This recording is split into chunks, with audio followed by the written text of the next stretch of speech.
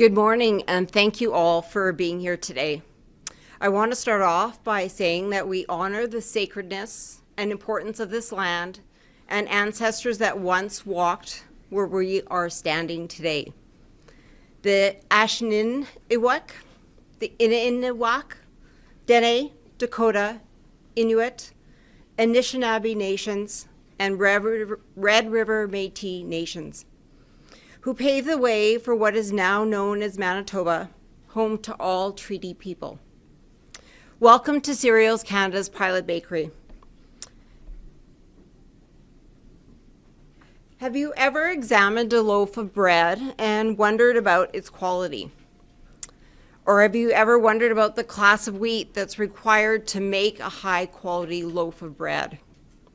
For most people, it's unlikely that they've looked at the cell structure of a slice of bread or the break and shred.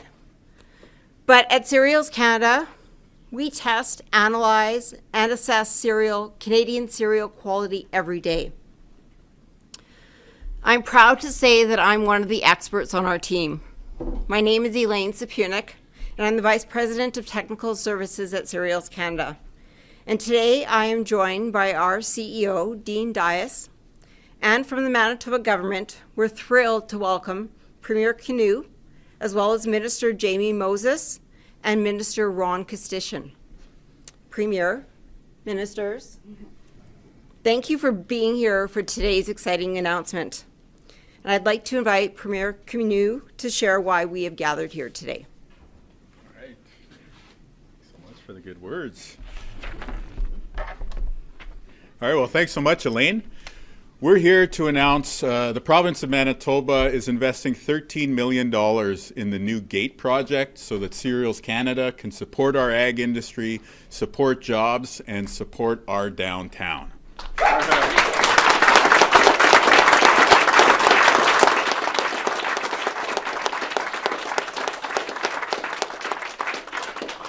You know, Manitoba and Western Canada, we have a premium product to offer the world.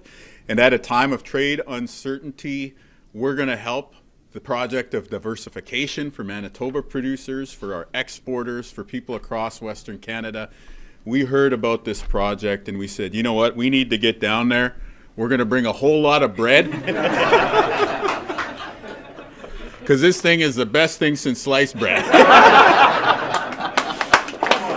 I mean...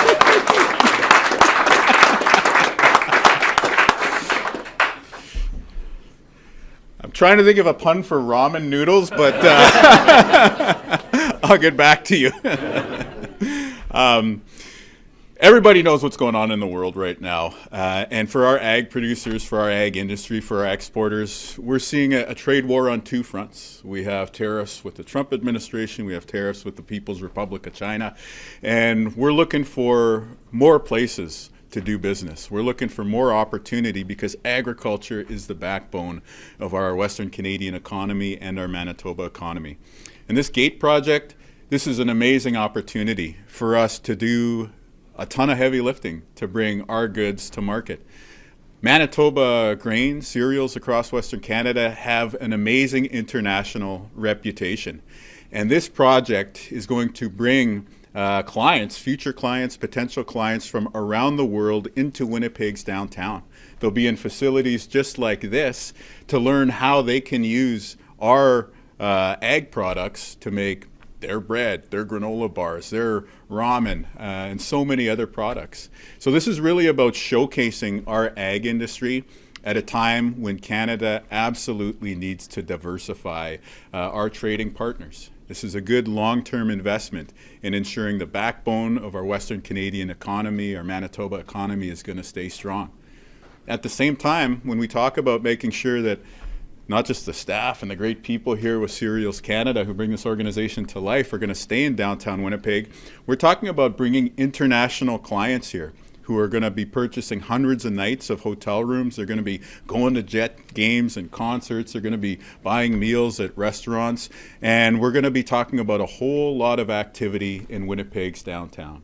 So when we talk about diversification to boost economic development, at the same time that we're talking about an investment in downtown and an investment in our ag industry, it sounds like a win-win to me. And that's why we're so excited to bring this $13 million forward. So just a quick question in terms of why $13 million? Well, when we first started kicking the tires on this project, $13 million is where the level of industry support was at. And so we're coming forward with this number to say we're matching the existing commitment. And by the way, there's a whole federal election going on. I don't know if you've heard. And so this is also a signal to the federal government, whoever comes out of this election campaign, that the province of Manitoba is serious. This $13 million is a down payment. We'd like to go one-third, one-third, one-third, along with industry and with the federal government. So to show that we're serious about this, to show that we're serious about our producers and our exporters and our downtown, we're making this investment today, and we're extending that warm and hearty handshake to our federal cousins so that we could work together to build up the Western Canadian economy. So thanks to Minister Kostyshyn and Minister Moses for doing the legwork to bring us here today. Thanks, of course, to the great team at Cereals Canada. And thanks so much to all the producers in the field who are building up our ag economy, all the technicians and scientists who are here figuring out that new product that's going to be flying off of grocery store shelves, and all of the industry folks who came up with this brilliant idea. This is a blueprint for how Manitoba and Canada are going to be able to get through these turbulent times. It's by working together, it's by building on those areas where we're already strong, and it's by making sure that public investment is matching the private sector's enthusiasm and creativity. So we're very happy to be here, and I can't wait to move this project along. Miigwech, merci. Thank you very much.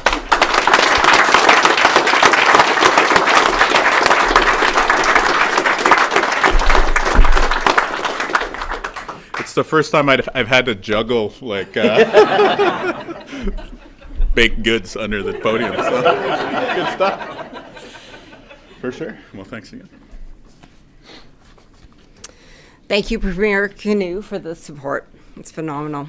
I would now like to welcome Cereals Canada CEO Dean Dias to speak.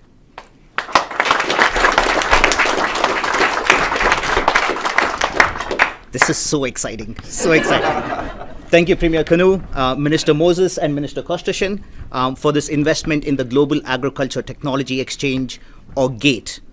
This is a crucial time for Canadian grain industry, and GATE is purposefully designed to help our industry grow and thrive in international markets, not just now, but well into the future.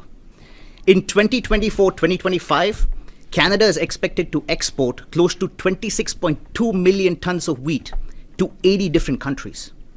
That makes us the second largest exporter of wheat in the world and the top exporter of high quality, high protein wheat. Canada is known for its high quality wheat, durum, barley and oats. And please take a look at all the products here after you're done to make sure what all the products we make with Canadian wheat. Cereals Canada is unique. Our team of experts in technical services, market access, trade and market support provide a one-of-a-kind support to the cereal sector. There is no one like Cereals Canada and the services we provide under one roof. The work we do supports farmers, industry, value chain, and stakeholders. And some of them are in the crowd today, so thank you for coming and joining us for this announcement. GATE will elevate the Canadian grain industry to new levels of excellence and global competitiveness by positioning itself as a world-class, state-of-the-art facility. We will do this through applied research, innovation, collaboration that will add value to all of our exports. GATE is an essential investment in diversifying our markets and mitigating trade risk. By providing global buyers with value-added technical knowledge and expertise, we will continue to maintain Canada's leadership as a trusted, consistent supplier of high-quality cereals. For over 50 years, Cereals Canada has welcomed the world here, high above Portage and Maine. And now, and our staff have also traveled the world as global ambassadors or Canadian ambassadors around the world. Just in a few short years, we are excited to move into a new facility, which will be a state-of-the-art facility and shine an even brighter light on Manitoba and Canadian agriculture. So thank you. Good.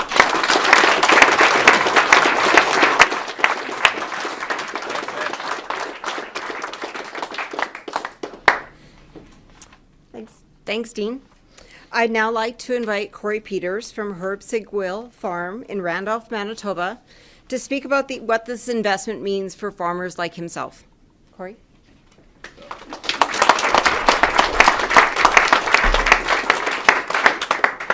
Thank you, Elaine. And thank you, Premier Kinew, Minister Moses, and Minister Kostyshyn for this investment in agriculture. I am a third-generation grain farmer from southeast Manitoba. As a grower, access to markets is more important now than ever, and we need to strengthen our relationships and maintain and grow those markets. Over 90% of what I produce on my farm is exported to international markets. The work that Cereals Canada does on behalf of farmers connects global customers to the expertise, support, and relationship building needed to maintain the demand for Canadian cereals. In the fall of 2023, I traveled with Cereals Canada to Southeast Asia on a new crop mission, visiting large grain buyers and presenting the quality of that year's crop. It was an amazing experience to be part of that team for 2 weeks. While meeting with one buyer, they expressed interest in bringing a new baked product to their market. A Zoom meeting was set up for a later date, at which time the teams could brainstorm new products and work on setting up dates to bring that buying team and their bakers to this exact facility in downtown Winnipeg to finalize a new product to bring to their consumers. Expanding an existing market doesn't happen without Cereals Canada, their great staff, a supportive community of farmers, commodity groups, and governments. This investment by the Manitoba government for GATE will enable Canada to continue to engage and inform our global customers about quality and keep markets available to Canadian farmers like me. Thank you.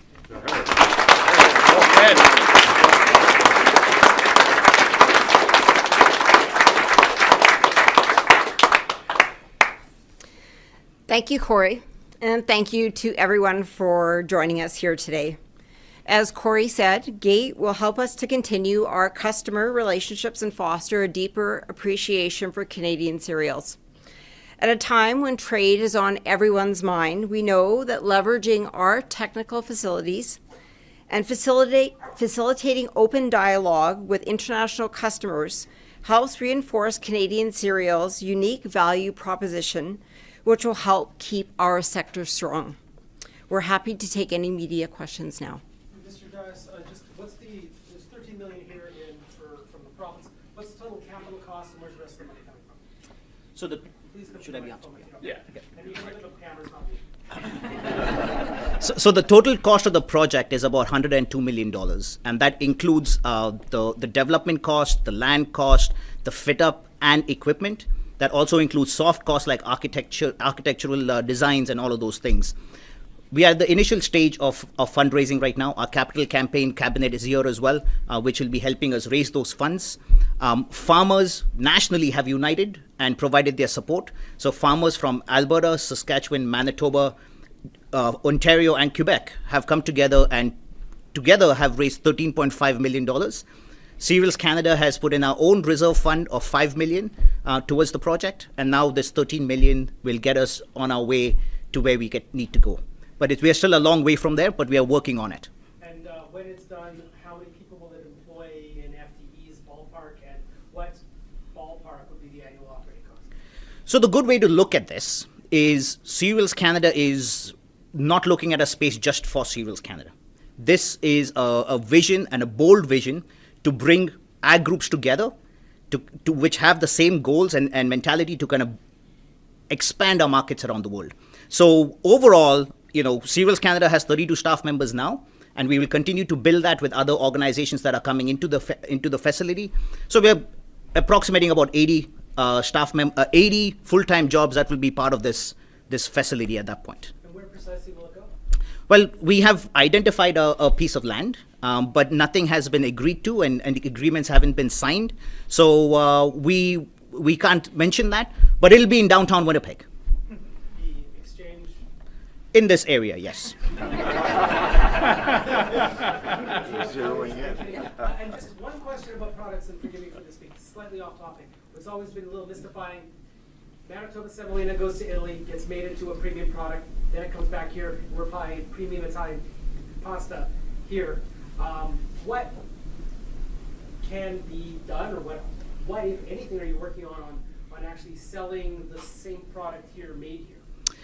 That's an excellent question, and I think if you look at the big picture, 90% of our grain gets exported. Manitoba, Saskatchewan, Alberta are massive producers of cereal crops, and we've found markets. I just mentioned there's 80 different markets that wheat goes into. Now we want to support those markets and also develop new markets. That does not mean that Canada is not one of the biggest markets. Right now, Canada is the biggest consumer or the user of wheat, Canadian wheat, globally. So we want to support that. We want to see more processing happening in Canada. We want to see more pasta being made, bread being made with Canadian wheat that we are all proud of. I say this very proudly to my family, saying, hey, if you're eating high quality pasta, it's probably made with Canadian wheat. How many Canadians can say that? And the goal is that we want to make sure that everybody knows it and can speak about it and be proud of it.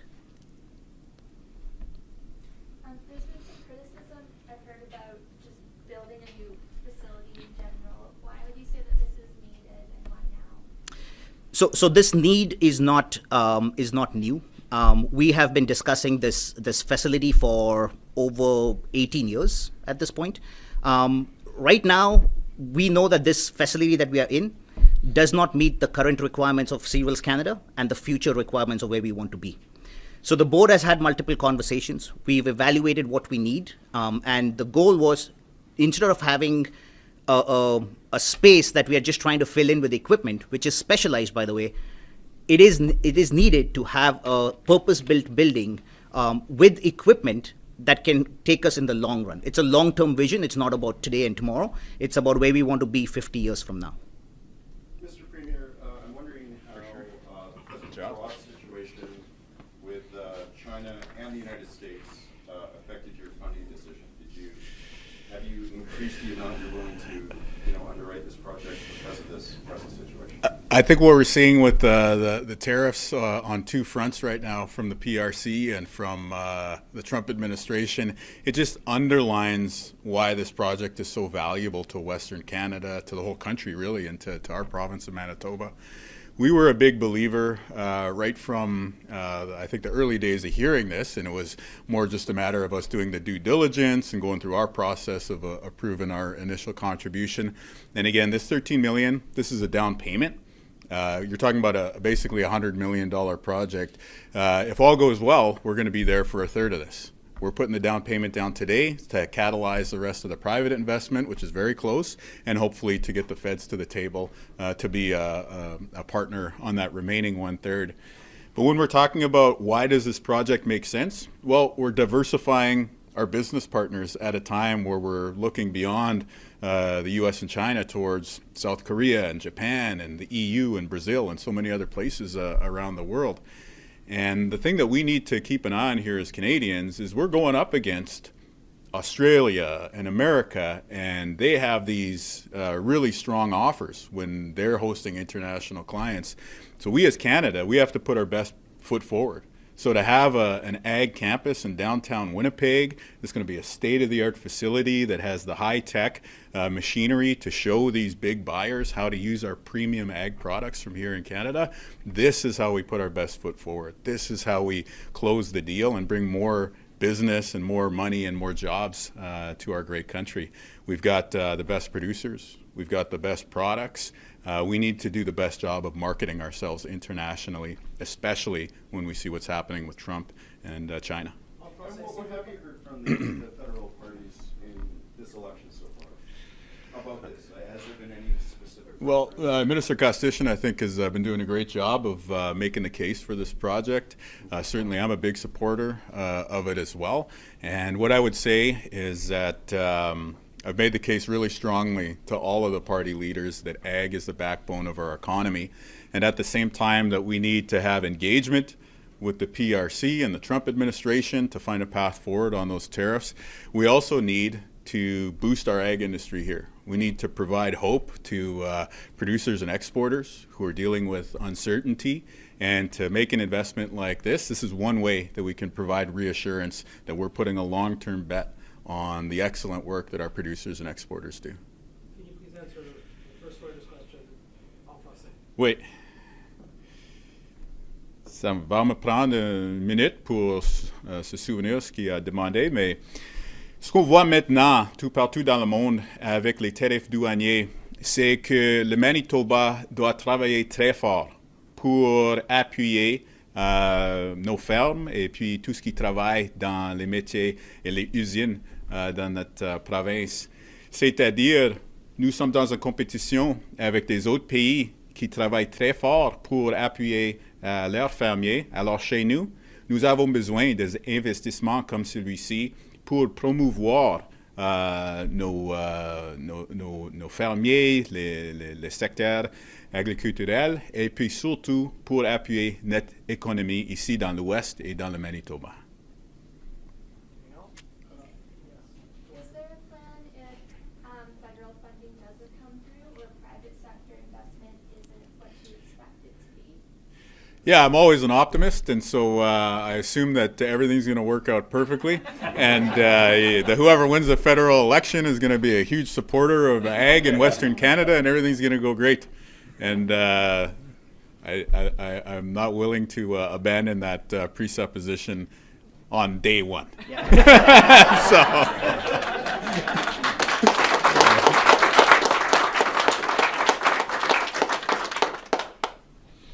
Health question, if I can hit the topic change, Bill. Sure.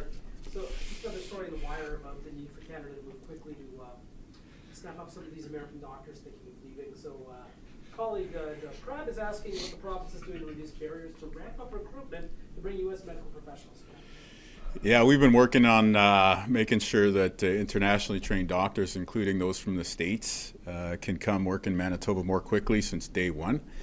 And what we're seeing now with an environment in the States where people are looking to leave, where in some cases people are being forced to leave because of changes to immigration policy, there's a real opportunity for us to connect communities here in Manitoba, rural, Winnipeg, the north, everywhere, with physicians. And so we're going beyond just knocking down the barriers to entry. We're also in the design stages of an advertising campaign.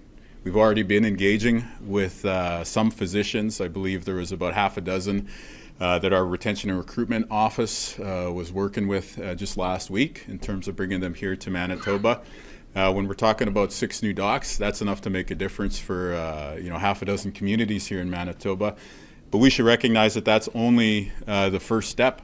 When we look at this J1 class of visa that is going to be the subject of change under the Trump administration, you're talking potentially about thousands of physicians who are going to have to leave the U.S., don't necessarily want to return to a country of origin, would rather stay close in North America, and that's a potential pool of recruitment for us here in Manitoba and in Canada.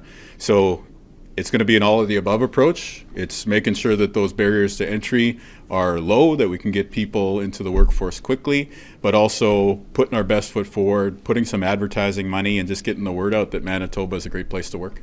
What, if anything, are you doing to equalize the salary differential?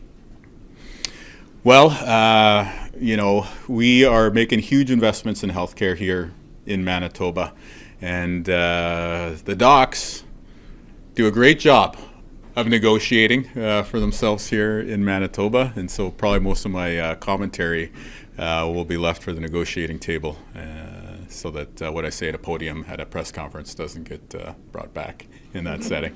Okay, and just, I understand the flu season was late this year, but we know that the absence of medical beds is what makes people piled up in ERs, and the ER wait times are not there.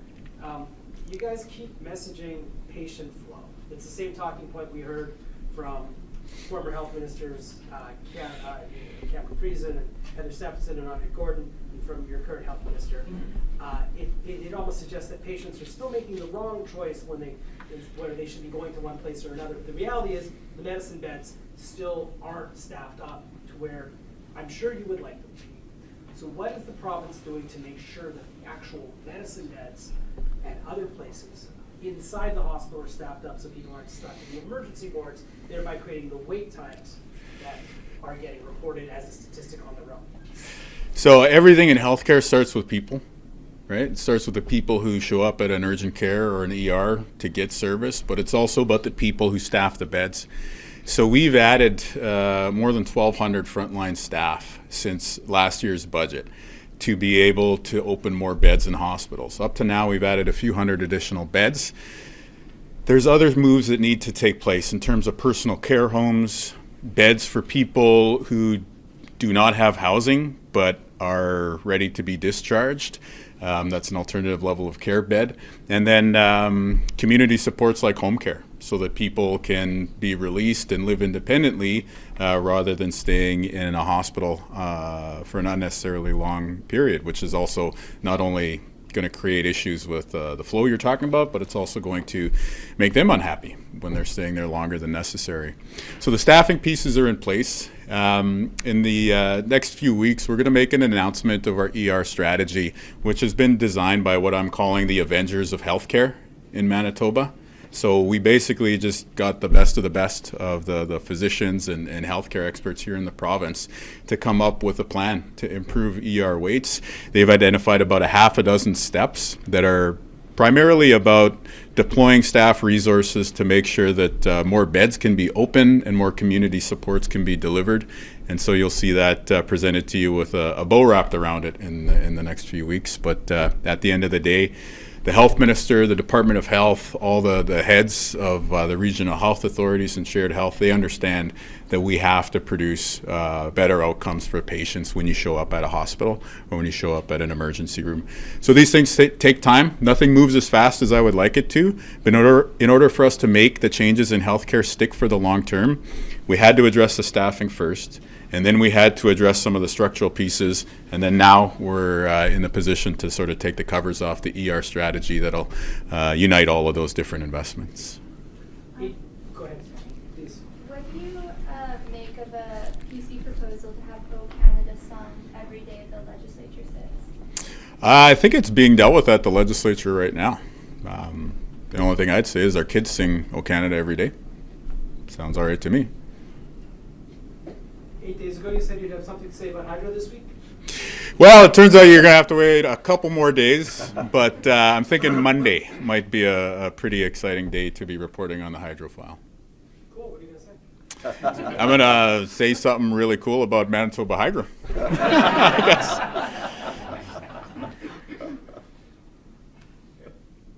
Great.